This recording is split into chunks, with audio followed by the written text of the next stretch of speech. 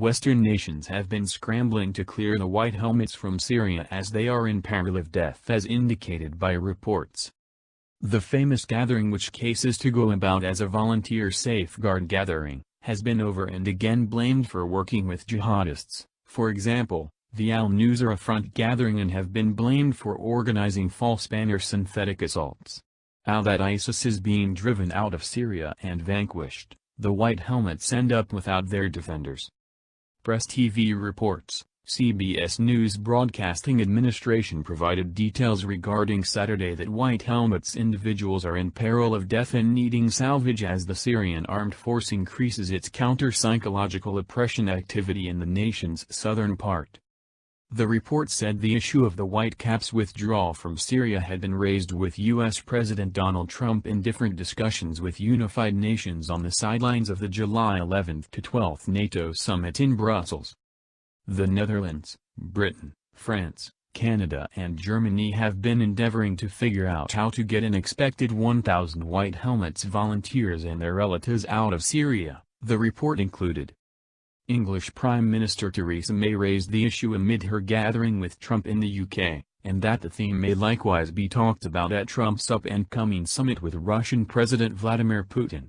The White Helmets was established in Turkey in 2013 by previous British MI5 officer James Syria.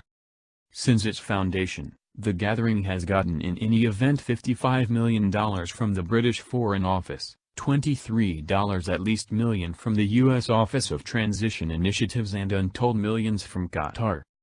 U.S. authorities and Western ambassadors say the clearing has not been formalized on the motivation of the July 16 Trump-Putin meeting because of vulnerability about the Russians' assistance simultaneously, the CBS News said.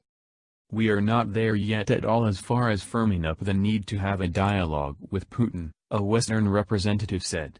"On the off chance that we come up short on choices, and the main choice left is the Russians, at that point it merits seeking after." 1A. U.S. government official focused on that endeavors to clear the white helmets from Syria is in accordance with the Trump organization's anticipates a withdrawal from the Arab nation. "This exertion says we are in the departure stage.